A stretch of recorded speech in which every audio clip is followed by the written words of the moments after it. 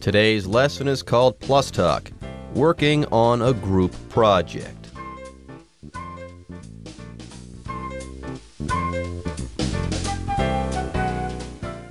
Hello, everyone. My name is Jeff. My name is Roger, and today we're going to continue talking about the group project that is being done by 4 classmates in a high school here. We've got David, Jake, Alice, and Penny. And remember last time they needed to figure out who the members of the group were going to be. They needed to add another member. They asked Penny if she'd like to join, and she said, sure, I'd love to. And then they assigned their roles. Remember, Penny is going to do the research, and David is going to conduct the surveys and interview teachers. Alice is going to handle the visuals, and Jake is going to write up the report and the presentation. Yep, and so far it has been smooth sailing. Everyone knows what everyone is supposed to do. They've got their jobs.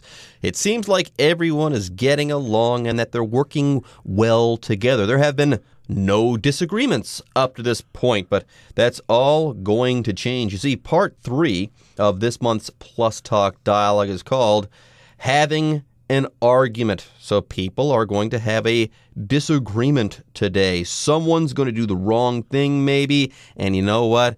There is going to be a confrontation, an argument, a disagreement. How exciting. Anyways, folks, with that, it's time for us to take a short break, but don't go away. We'll be back right after this. 3. Having an argument. 2 weeks later, Alice accuses Jake of not doing his part in the group project.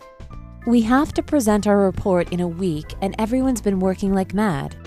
I've no doubt we'll ace the project. We can only do that if everyone pulls their weight. What do you mean? Are you accusing me of slacking off? You haven't been doing much work, have you? I've been helping David and Penny. Besides, my job is to write the report and do the presentation, and that comes at the end. I just wanted to give you a gentle reminder. Actually, you're being a control freak. Relax. No need to get offended.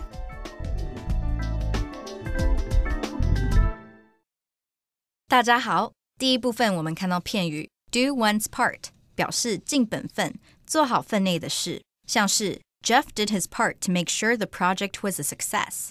Jeff 尽一己之力确保这个案子成功。另外，补充一个课文中出现的同义片语 pull one's weight, W-E-I-G-H-T, pull one's weight 表示善尽某人分内工作。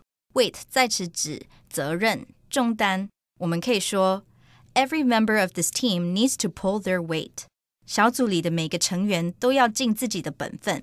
再来，我们看到单字 ace 这个字是动词，指表现良好，考试得高分。例如 Dan aced every subject this semester. Dan 这学期每个科目都考得很好。另外，除了上面的意思，这个字还有以下几种意思。第一，当形容词时指第一流的、顶尖的。举例来说 Tom is an ace chess player who has beaten everyone else in our school.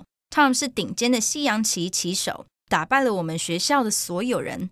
第二，当名词时指佼佼者、王牌，像是 Henry is a skiing ace who hopes to ski in the Winter Olympics someday. Henry 是个滑雪王牌，他希望有天能在冬季奥运上滑雪。接着我们看到名词 reminder 指提醒的人事物，提示，像是 The soccer team's coach sent the players email reminders about the game. 该足球队的教练寄信给球员，提醒他们关于比赛的事宜。另外补充一个相关片语 a reminder of 加名词，表示令人想起点点点的事物。举例来说 The ruined building in the city center acted as a reminder of the war. 市中心那栋毁坏的大楼提醒人们记得那场战争。再来，我们看到单字 offend 这个字是动词，指冒犯、得罪。例如 Personally, I was offended by Trent's joke. 在我看来 Trent 的笑话冒犯到我了。另外，这个字的字尾加上 er 就成了名词 offender， 意思是违法者。像是 The policeman in the small town is quite strict about traffic laws and gives out a lot of tickets to offenders.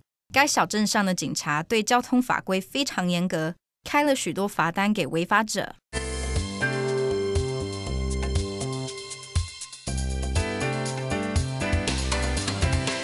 Okay, this is part 3 of our group presentation here, and we're having an argument. We're having a disagreement here, and this is not unexpected. This is not surprising because when people get together, there's bound to be conflict. Some people get along really well and don't have conflict, but if you do have conflict in your group, don't worry, it's natural. It happens to everybody.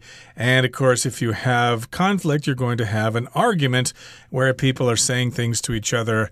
And maybe they're being a little bit too mean or something, and the other person takes offense to that. So, yes, you have to be careful about these disagreements. In this particular case, though, they do have an actual argument. So, 2 weeks later, after they had their initial meeting, Alice accuses Jake of not doing his part in the group project. So here we've got the verb to accuse, oftentimes used with the preposition of, to accuse someone of something.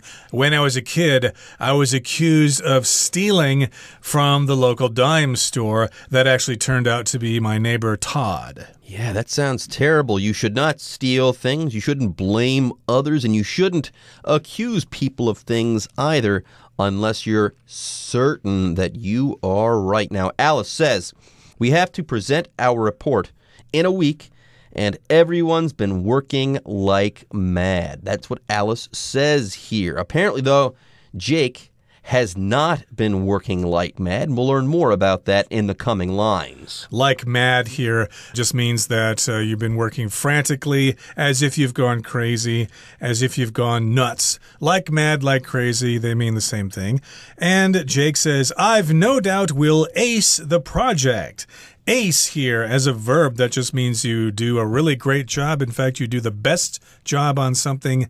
And the word ace here is probably based on the ace of spades in a deck of cards, but it also refers to the letter A, which is the grading system in the United States. If you get an A, you get the best score. There you go. Jake says, yeah, we're working like mad, and I have no doubt that we'll ace the project. We are going to hit a home run. No, we're going to hit a grand slam. And then Alice says, yeah, maybe we will ace the project, but we can only do that if everyone pulls their weight. Now, the stress on the word everyone in this particular sentence, it's a bit telling, isn't it, Roger? Yep, everyone. If you see the written text of this conversation, you will see that the word everyone is written in italics, which means you stress that word. You kind of put an extra sound on that word to stress that word. We can only ace the project if everyone pulls their weight, if everybody does what they're supposed to do. And yes, that means everybody. But Jake, he knows that Alice is not being subtle here. She's kind of insinuating something here. She's saying that Jake perhaps is not pulling his weight. He says, what do you mean? Are you accusing me of slacking off? So yeah, what do you mean? Are you referring to me? Are you saying that I'm not working hard like everybody else? And here we've got the verb phrase to slack off, which means, yeah, you get lazy and you don't really do the kind of work you're supposed to do. When I worked in a restaurant many years ago, we worked really hard during the busy times, but when it wasn't so busy, we kind of slacked off. We kind of relaxed, we had conversations, and everybody else were complaining about us because we're still supposed to be working hard even during the slow times. Jake doesn't seem like he's doing much work. He seems to be slacking off and not really working as hard as everyone else. Alice says, well, you haven't been doing much work, have you? Yeah, people have been noticing. Hey, Jake is out at parties. He's gone bowling a couple of times. He's never in the library. So what gives? You haven't really been doing much work, have you? And Jake says, wait a minute. Wait. I have been working. I've been helping David and Penny. Besides, my job is to write the report and do the presentation. And that comes at the end of things. So Jake says, hey, wait a minute. I am working. I'm helping David and Penny, even though that's not my job. And then on top of that, what do you expect me to do, okay? You write the report towards the end of this process, and the presentation, the giving of the presentation, that's the very final thing. So what do you want me to do? Okay, I'm going to write the report, and I'm going to handle the presentation too. All of this comes at the end. Yep, Alice maybe forgot that. Maybe she forgot that Jake's job is more toward the end. He'll be busy writing the report and preparing the presentation while they can just slack off and sit around and drink coffee and play with their phones and stuff like that. I did want to mention here, though, that sometimes when you're going to accuse someone of something and you're going to say something that's hard to say to somebody, you can kind of soften it up by turning it into a tag question. She could say, "You haven't been doing much work, you lazy bum." She could have said that, but she kind of softens it up by putting a tag question at the end of this statement. You haven't been doing much work, have you? Okay, that sort of softens it up a little bit, but Jake still seemed offended. He said that he had been helping the others with their work, and besides, his work comes later on. So yeah, mellow out, quit accusing me of stuff that I'm not doing. Yeah, Alice is being subtle, maybe even a little passive-aggressive. She's not being direct. Some people like the subtle approach. Some people like the direct approach. And I think Alice likes to be a little bit more subtle. And next she says, "Okay, take it easy there, dude. I just wanted to give you a gentle reminder." Again, she's being subtle. She's not saying, "Get to work, you lazy bones, you." She's saying, no, please. You don't look like you're working hard. Please, work like mad, like the rest of us. I want to remind you to do this, or I want to give you a reminder. Yeah, reminder, that's the noun, okay? That's something that helps you to remember something or to not forget that thing, and it comes from the verb remind. If you remind someone of something, you're telling them to not forget something. That's the idea here. Now, next, Jake. He's going to take a more direct approach as far as this argument is concerned. Alice is being passive, or a little bit subtle, I should say. Jake's going to be direct. He says, "Actually, you're being a control freak." Wow. He's escalating tensions right now. Yeah, he could have softened this by making it a tag question. "You're being a control freak, aren't you?" But he's saying it directly. A control freak, of course, is a person who likes to control everything. They like to be in charge. They like to boss other people around. Maybe Alice is not being that way. Maybe Jake is just a little oversensitive here. And Alice says, "Relax, will you? No need to get offended." To offend someone just means to say something that really upsets them, that really insults them. There you go. If you offend someone, you hurt their feelings. Or maybe you say something and you make them really mad. Something offensive. Okay, yeah. To offend someone, that means you've said something offensive. Offend is the verb. Offensive would be the adjective. All right, folks, with that, it is time for us to take a short break, but don't go away. We'll be right back after this. 4. Celebrating the end of the project. After the presentation, the group is talking about what they want to do to celebrate. "I'm glad that's over with. Now we can kick back and relax." Yes, and you all did an amazing job. This calls for a celebration. Let's get together this weekend and do something fun. Does anyone have any ideas? We've been cooped up indoors for so long working on this project. Let's do something outdoors. How about a bike ride along the river? Great idea. We could rent bikes in the morning and then stop somewhere along the river for lunch.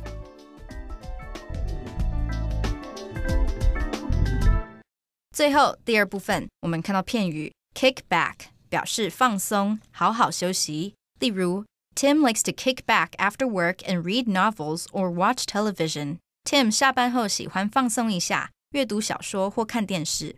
另外，这个片语若合写成一个字 kick back 就成了名词，指回扣、佣金。我们可以说 The buyer at the company demanded that its suppliers pay him a kickback. 该公司的采购人员向供货商要求回扣。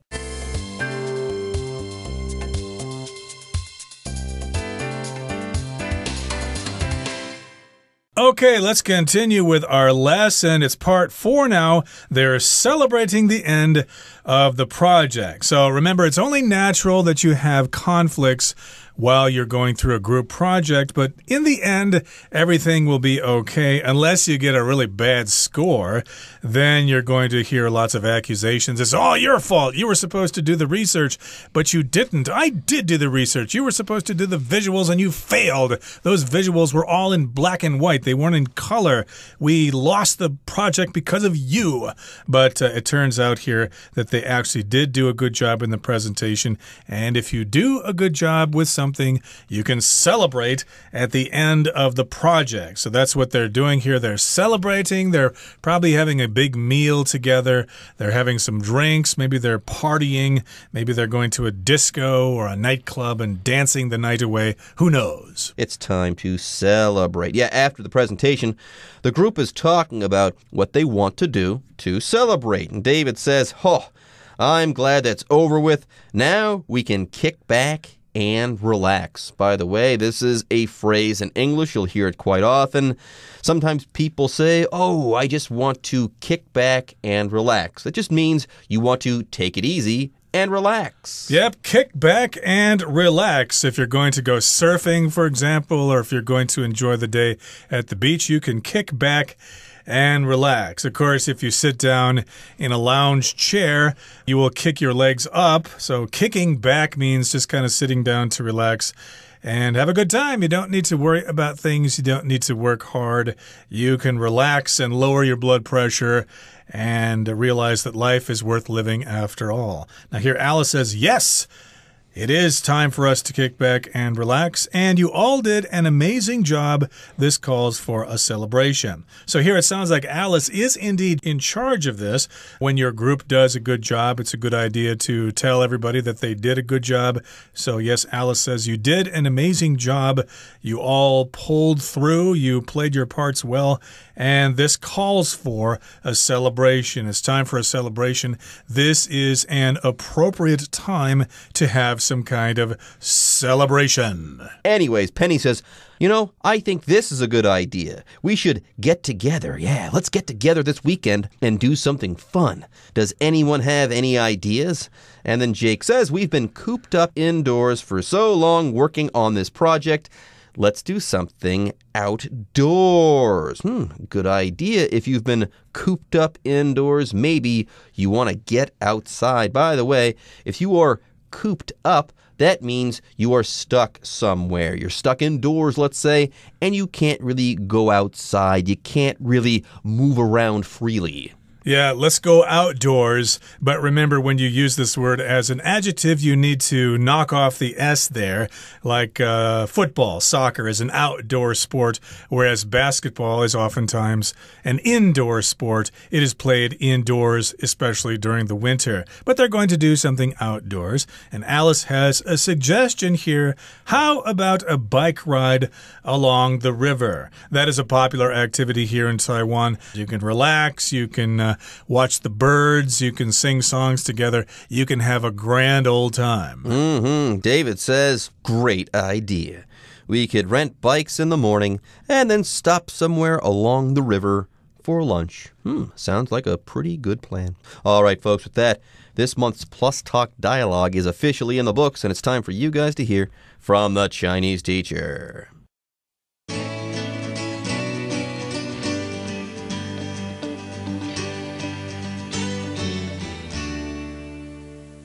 各位同学大家好，我是 Hanny。 我们来看今天的文法重点。好，在第一部分的对话里面， Alice 指控 Jake 没有做好分内工作，可是其实 Jake 的工作是要写报告跟上台报告，那都是最后才要做的啊。那么他就对 Alice 的指控不太高兴，他说 Actually, you're being a control freak. 说真的，你真是个控制狂。好，这边我们来学习 freak 这个字的用法。第一个 freak 可以当名词来表达怪人怪咖的意思，这时候意思它就会跟 weirdo 差不多。不过 freak 也可以用来指狂热者，热爱什么什么的人，像 a clean freak 或者是 a neat freak 是非常爱干净的人，那也可以用来指说是有洁癖的人哦。好， a control freak 文中的这个用法呢，就是表达喜欢控制一切的人，那就像我们中文说的控制狂。那么还有 a fitness freak， 就是热爱健身运动的人，健身狂。好，第二个 freak 可以当形容词来表达反常的、怪异的或是稀奇的，那这时候它的用法是要摆在要修饰的名词前面，像 a freak accident 表示离奇古怪的意外事故。好，第三个 freak 可以当动词，那么常常会跟 out 一起连用，那它有及物和不及物用法，我们可以用它来表达说因为某事物很反常怪异而吓坏了，也可以用来表达可能因为惊讶、生气、害怕、兴奋等等，然后让某个人情绪非常激动。好，举例来说 The news freaked her out， 那个消息把她给吓坏了。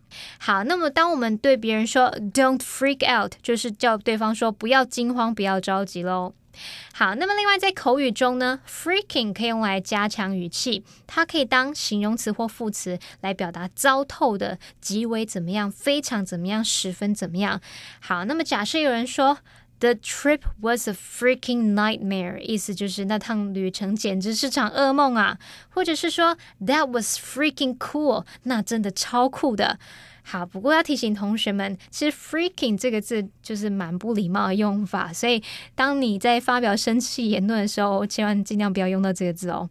好，我们最后来补充几个可以用来表达对某事物非常热爱的相关用法。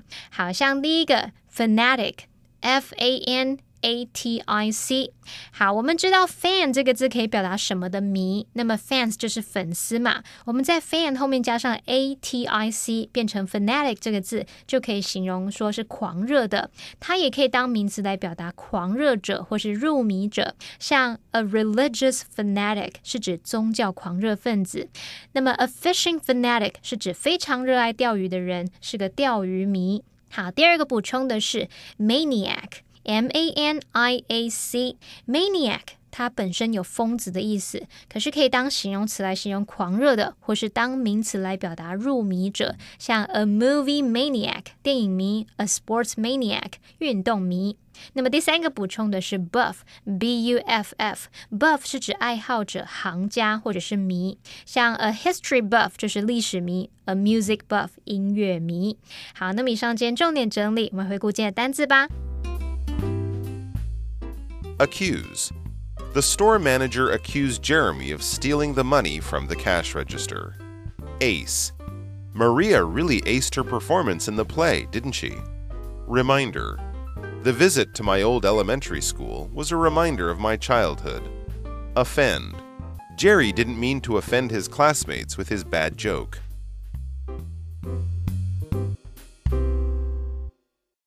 Okay, everyone.